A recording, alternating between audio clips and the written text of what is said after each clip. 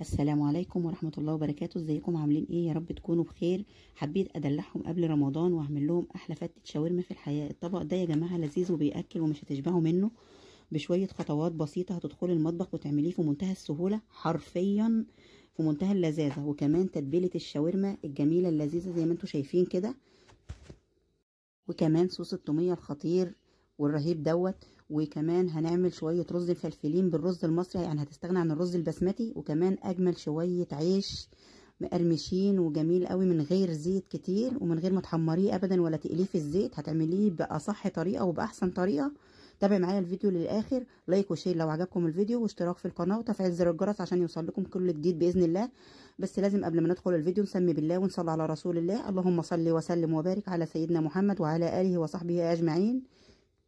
اول حاجه كده معايا نص كيلو من صدور الفراخ، طبعا غسلتها كويس جدا بالدقيق والليمون الغسيل المعتاد بتاعنا يا جماعه. وكمان عملت لها محلول نق زي ما احنا متعودين مع بعض.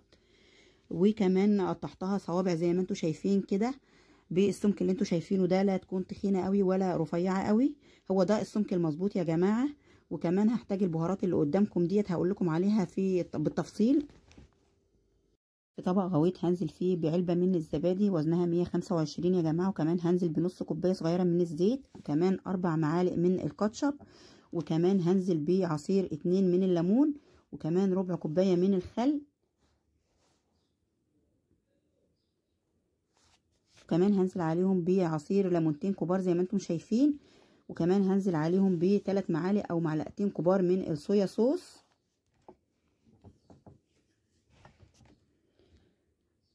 اما الطبق اللي قدامكم ده فيه البهارات دي: ربع معلقه من الفلفل، ربع معلقه من الثوم البودر، ربع معلقه من البصل البودر، معلقه كبيره من الملح، معلقه كبيره من بهارات الشاورما، معلقه كبيره من بابريكا مدخنه، ربع معلقه من الشطه.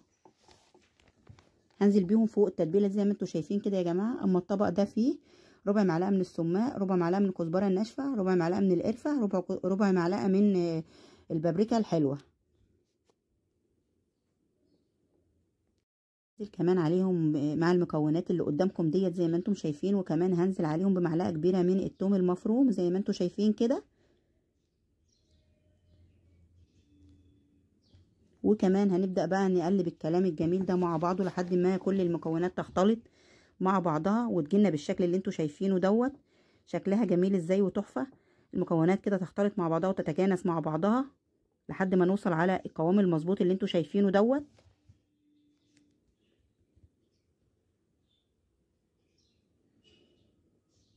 كده هنزل بقطع الفراخ بتاعتي في التتبيله الرهيبه دي يا جماعه، واقلبهم كويس جدا مع بعض لحد ما كل المكونات تختلط مع بعضها. قلبتهم كويس جدا زي ما انتم شايفين يا جماعه لحد ما كل قطعه من الفراخ اتغلفت كويس جدا بالتتبيله زي ما انتم شايفين. بعد كده هدخلها التلاجة حوالي 4 ساعات على الاقل ترتاح في التلاجة، وده وقت كافي جدا لان التتبيله تاخد في بعضها وتتجانس كل المكونات مع بعض كده وتبقى جميله. ولو مستعجلين ممكن تقعدوها ساعه في التتبيله برضو هتطلع حلوه، ده على حسب وقتكم. تعالوا بقى مع بعض نعمل احلى شويه عيش مقرمش. كان معايا حوالي 4 أرغفة من العيش، قطعتهم كويس جدا زي ما انتم شايفين كده لمربعات صغيره. وكمان هرش عليهم شويه من الزيت، وبعد كده هدخلهم الفرن حوالي ساعه. وكل شويه هبدا اقلب فيهم علشان العيش ما يتحرقش، واتابعه كويس جدا يا جماعه علشان ما يتحرقش مني في الفرن. هاخده بقى وادخله الفرن زي ما انتم شايفين كده. بعد ما دخلته الفرن حوالي ساعة وطلع معايا بالجمال اللي انتوا شايفينه دوت. وكمان باين من شكله انه مقرمش وتحفة جدا زي ما انتوا شايفين كده يا جماعة. لايك وشير لو عجبكم الفيديو. على الرغم ان رز فتة الشاورما يبان بسيط يا جماعة، لازم يكون طعمه حلو برضو. معايا كيلو من الرز المصري المتصفي والمغسول كويس جدا. هبهر بمعلقة من الكركم ومعلقة من الكاري، بيديله طعم ولون ونكهة حلوين قوي يا جماعة. ومعلقة من الفلفل الاسود، ومعلقة كبيرة من الملح. واختياري ممكن تحطوا مكعب مرق او مرقة فورية. بعد كده في حلة على النار هنزل فيها بمكعب من الزبدة صغير، وكمان هنزل فيها ب3 معالق من الزيت يا جماعة زي ما انتم شايفين. وهقلبهم كويس جدا. وبعد كده هنزل عليهم ببصلاية متقطعة ناعم كويس، وهقلبهم كويس جدا مع بعض. انا مش عايزة البصلة هنا تتحمر ابدا يا جماعة، انا بس عايزاها تاخد لون بسيط جدا وتدبل. وبعد كده هنزل عليها بمعلقه توم كمان صغيره زي ما انتم شايفين، وهقلب كويس جدا الكلام ده مع بعض. وبعد كده هنزل بالبهارات الصحيحه اللي انتم هتشوفوها دلوقتي ديت: عود قرفه سيجار، وواحده لومي، و2 ورقه لوري، و3 فصوص حبهان. وهقلب الكلام ده كويس جدا مع بعض. وبعد كده هنزل بالرز المبخر بتاعنا. بعد كده هنزل بالرز اللي انا بهرته معاكم من شويه زي ما انتم شايفين يا جماعه، واقلب كويس جدا لحد ما كل حبايه من حبايات الرز دي تتغلف كويس جدا بالماده الدهنيه والبهارات. وبعد كده هنزل عليه بالميه السخنه، لازم تكون الميه مغليه يا جماعه علشان ايه؟ طبعا الرز يبقى مفلفل معانا وجميل جدا. زي ما انتم شايفين كده نزلت عليه بالميه المغليه زي ما انتم شايفين. وبعد كده هديله تقليبه كويس جدا مع بعض. وبعد كده هغطي عليه واسيبه يستوي تماما، ومش هفتح عليه ابدا يا جماعه لغايه لما يستوي تماما. قلبته كويس جدا زي ما انتم شايفين كده. وبعد كده هغطي عليه زي ما انتم شايفين واسيبه بقى يكمل السوا بتاعه، مش هفتح عليه خالص. ده كان شكل الرز بتاعنا يا جماعه بعد ما استوى، شكله جميل وتحفه، وقد ايه هو مفلفل وجميل رغم ان هو رز مصري يا جماعه، بس شكله مفلفل وشكله تحفه زي ما انتم شايفين كده. هغطي عليه بقى لوقت التقديم اوريه لكم ان شاء الله. بعد ما الشاورما اتبلت كويس جدا يا جماعه، جبت طاسه ونزلت فيها بحوالي ربع كوبايه صغيره من الزيت، واستنيت على الزيت لمجرد انه يسخن.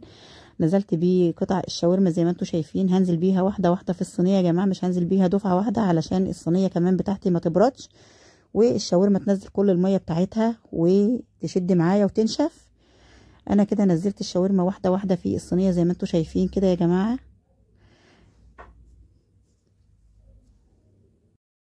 كده انا نزلت بالكميه كلها يا جماعه زي ما انتم شايفين، وهستنى عليها لمجرد ان تغلي. وفي الوقت اللي هي بتغلي فيه ده يا جماعه ممكن تكملوا سوا على النار عادي من فوق على البوتاجاز، لكن انا هدخلها الفرن. انا بحب تسويتها في الفرن، بيديها طعم ونكهه حلوين قوي يا جماعه، وبيديها طعم مميز قوي، وكمان ريحه الشوي في الفرن بتبقى احلى واحلى.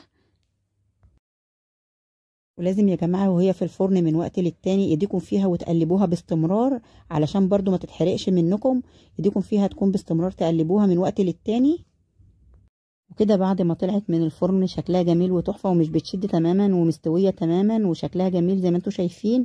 لونها وجمالها تحفه يا جماعه، تعجبكم جدا. جربوها بالطريقه ديت، حرفيا هتاخدوا احلى طعم واحلى لون واحلى شكل كمان، وطعم جميل وروعه. تعالوا بقى مع بعض نجهز لاحلى صوص توميه. هنحتاج حله نحط فيها معلقه كبيره من النشا، وهنحتاج كوبايه من الميه، او كوبايه لكوبايتين من الميه. وهنقلب كويس جدا المكونات ديت على البارد يا جماعه، نقلبهم كويس جدا على البارد قبل ما نرفعهم على النار. قلبتهم كويس جدا زي ما انتم شايفين كده على البارد. كده هرفعهم على النار زي ما انتم شايفين يا جماعه، وايدي فيهم بالتقليب المستمر زي ما انتم شايفين كده لحد ما يوصلوا للقوام والتقل اللي انتم شايفينه دوت. تكون قوامها زي المهلبيه التقيله شويه كده زي ما انتم شايفين، وهو ده القوام المظبوط يا جماعه.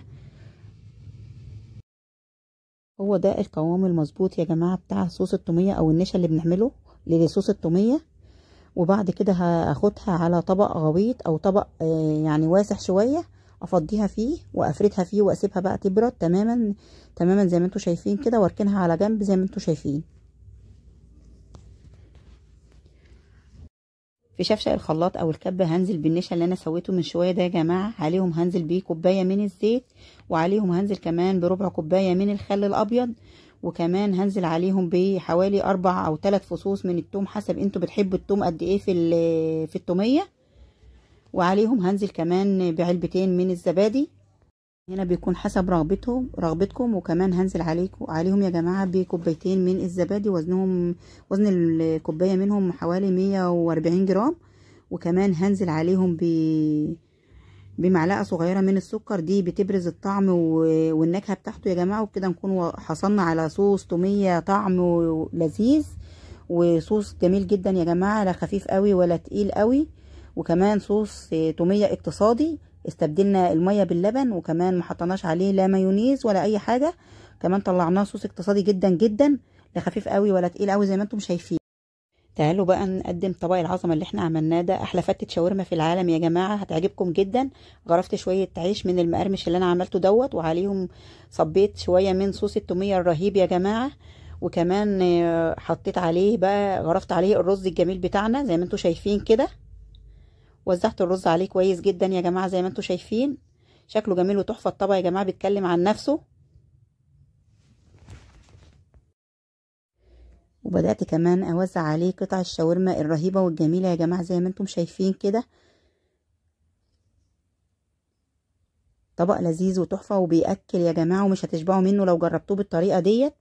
بعد ما رصيت عليه قطع الشاورما زي ما انتوا شايفين كده يا جماعه، غرقته كمان بصوص التوميه الرهيب اللي انتوا شايفينه ده. شايفين الجمال والروعه يا جماعه، طعمه كان جميل وتحفه بجد. جربوه بالطريقه دي هتعجبكم جدا. دمتم في امان الله ورعايته. كنتم معكم صباح السعيد من مطبخ توكلنا على الله، والسلام عليكم ورحمه الله وبركاته.